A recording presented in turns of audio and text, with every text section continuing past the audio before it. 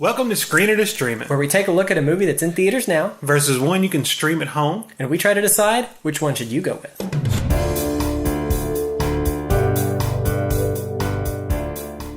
Today on Screener to Stream It, we're getting happy. Just kidding, we're talking about Happy. Happy is it's a show on sci-fi. It comes out every Wednesday, and you can stream it. I know it's streaming on Sci-Fi's, their app. Might can get it some other places, but it is an actual TV show, so you can only watch it one episode per week. Ah, how uncivilized. I know, right? But Happy is based on a comic book by Grant Morrison, who's one of my favorite contemporary comic book writers. He does really good Batman. I had never heard of the comic before, had barely heard of the TV show before, and it looked a little weird. It's basically, you have a man who is a detective, or used to be a detective. Former detective. In a past life. He's come across some hard times. He's become an alcoholic, a drug user, and basically a hitman for the mob. Yeah. And he just runs around and shoots whoever they tell him to shoot at. Basically an unsavory fellow. At some point, he ends up shooting a man who just came back from Sicily, who has a magic password. And before the man dies, he passes the password to the detective. Mm-hmm. And the detective is now being hunted by the mob. There's two different mobs. One mob wants to catch him and get that password from him because it's supposed to be the secret, password to some really big thing that they haven't really disclosed yet. And the other half of the mob wants to kill him so that no one can get that secret from him. Yeah. So in the process of everyone either trying to capture and torture him or kill him, a little girl gets kidnapped by Santa Claus. In a totally unrelated situation. Yeah, way off over somewhere else. And the little girl is taken prisoner, and she sends out her imaginary friend, who is a little purple unicorn with, hippopotamus nostrils for some reason and wings, and he flies around, named Happy, which is where the title comes from. Yeah. So she sends Happy to go get the detective. The reason she sends him after the detective is because the detective is her father. And he doesn't know that. She's an illegitimate child, and she had seen pictures of him, knew he was a police officer at one time, and thought, well, who better to come save me? Mm-hmm. So the purple flying unicorn with hippopotamus nostril shows up, and he tries to convince the detective to come help him, who is very preoccupied with, everyone trying to kill him. Right. Which normally nobody can see an imaginary friend except the person who's imagining it, but thanks to a near-death experience and a lot of drugs, the detective is able to see Happy, and he's the only one that apparently can see him. And he doesn't really believe, he thinks it's a figment of his imagination. Right, he thinks it's a hallucination because he does a lot of drugs, and he's not sure at first. But then a couple things develop, and he realizes, wait a minute, you actually knew something I couldn't have known. You can't be in my imagination. And so there was kind of that moment, things changed. Well, so right now there is only 2 episodes out at the time of this film. It comes out on Wednesdays. I'm one of those stream it persons, so I couldn't tell you what time on Wednesday because I usually stream it. I believe it's either 8 or 9 o'clock. It's in the evening. It definitely should be. So there's only 2 episodes out right now. We can't give you a full review. We just kind of wanted to give you our kind of first impressions of the show. Mm-hmm. And like I said, I saw a preview for it, and it looks weird, and it is weird. Yes. But it looked not good weird, but it's good weird.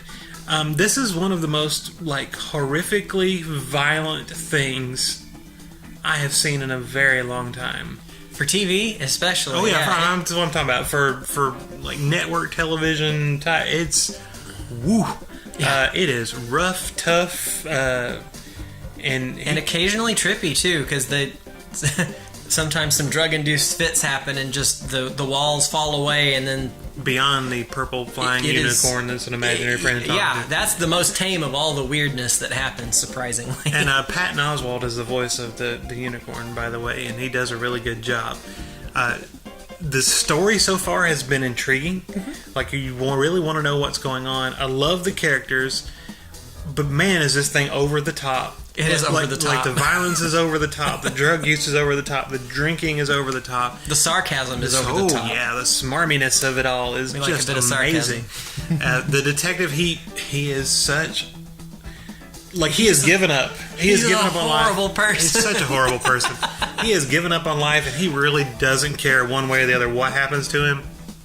And it's just hilarious. But he is trying to survive. He doesn't have a death wish or anything. Right. He doesn't want to die, but he does horrible things to himself. Like I said, copious amounts of alcohol and drugs, and it's during the first moments of the show, he ends up getting shot about 3 times.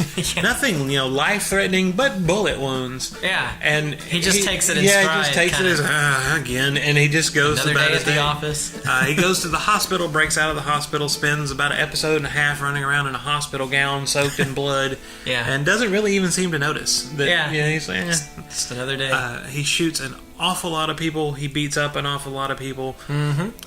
This thing kind of reminds me of Guy Ritchie and like Snatch or Lock, Stock, and Two Smoking Barrels. You got that kind of over the top violence.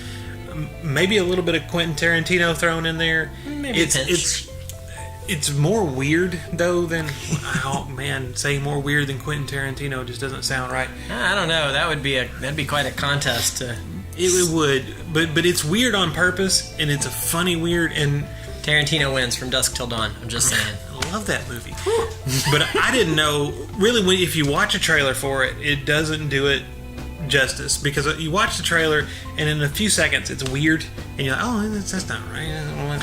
But, oh, man, even when it started, one of the first things you see is him in a bathroom. If I remember correctly, he's like throwing up blood or spitting up blood in the sink, and it's just really, and he's on drugs, and it's just like, why am I watching this? And then the purple unicorn shows up, and you're like, what? Really? Why am I watching this? But as it goes, I just became like mesmerized with it. Well, there is something fun about a character like that. You would not like them in real life. At least normal, decent people would not like that person in real life. But there's just something fun to watch about them because they don't care. And I don't know, there's a part of me somewhere that wishes I could not care that hard and just be like, whatever, you're not bothering me. Punch people in the face when they make you mad. It's kind of the Office Space thing from when the guy in Office Space just doesn't care. Yeah, there's this whatever in his brain, he does not care at all. And like I said, there's only been 2 episodes, so it's hard to tell, but I have loved every second of this thing. It is fun. I genuinely, this is one of the few shows in a long time that I'm like, is it Wednesday yet? When is the next one coming? Yeah. And I believe they're hour-long episodes. Yes. And I don't know how many they're going to be. Just give me another one. It is really good. I really enjoy it. It's tailor-made for me. Somebody went, make it violent, make it sarcastic, make it funny. That's definitely for you. Yeah, it's just great. There's one scene with the unicorn who gets covered in cocaine at one point, and goes. It's like bonkers. It's the Roger Rabbit, like drinking level of crazy. It's a lot like that. Yeah. Oh, it was so fun. It was so much fun. And the guy in the show, he's terrible luck. Like he admits. Oh gosh. He's down on his luck. Everything just goes wrong for him. Everything goes wrong for him. And even before the show started, how he ended... Because, like we said, he used to be a police detective. How he ended up in this, now he's the criminal.